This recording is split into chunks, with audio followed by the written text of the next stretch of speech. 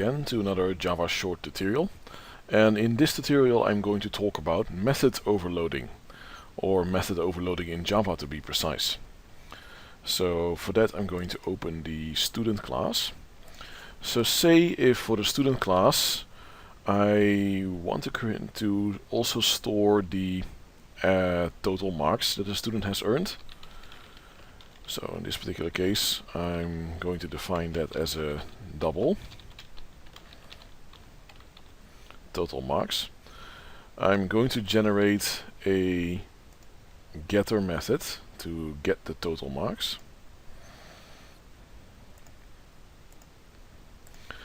But for the setter method I'm going to use a overloaded method.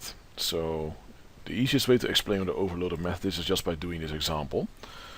So say I'm going to create a method, public void set, or actually add total marks, and in this particular case I'm going to add a integer marks, which I'm going to add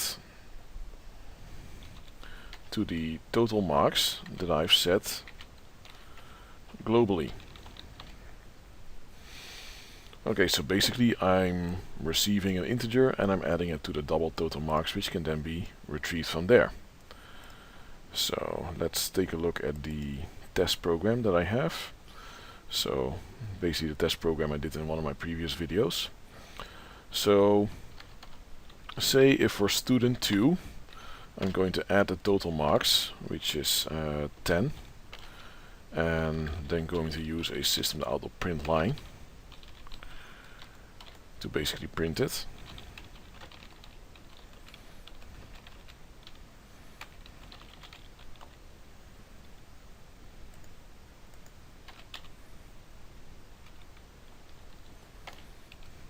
There we go. So just for clarity I'm gonna comment out these lines.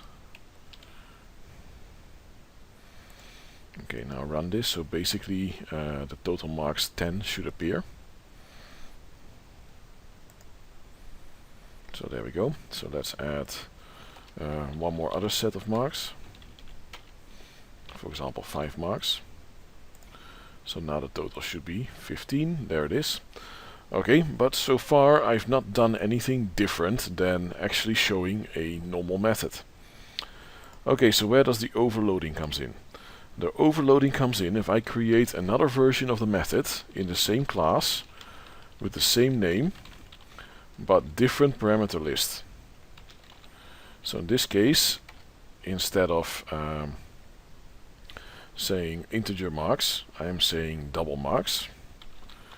So implementation wise, total marks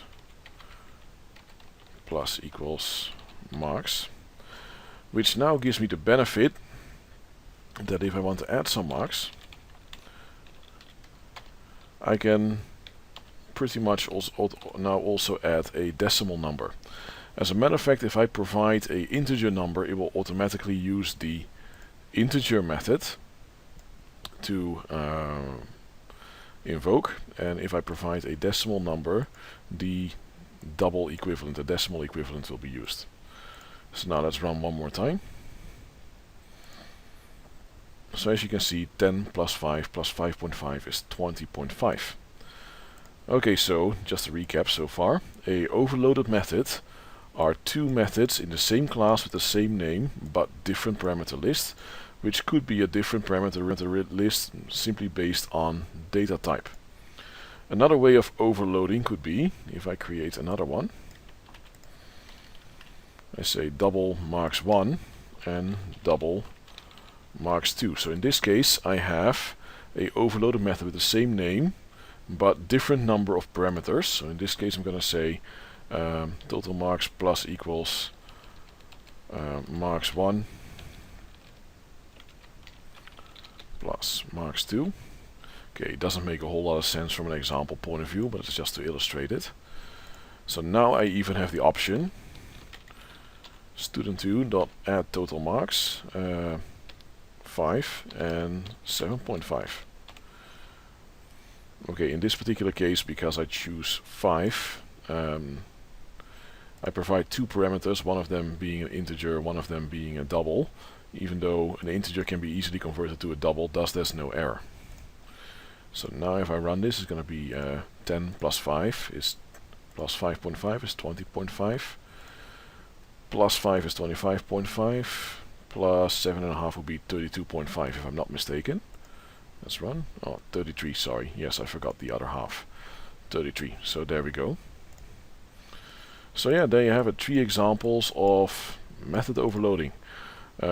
One for different data types and one for different parameter numbers. So overloaded methods, methods in the same class, different parameter list either in terms of data type or number. Alright, see you next time.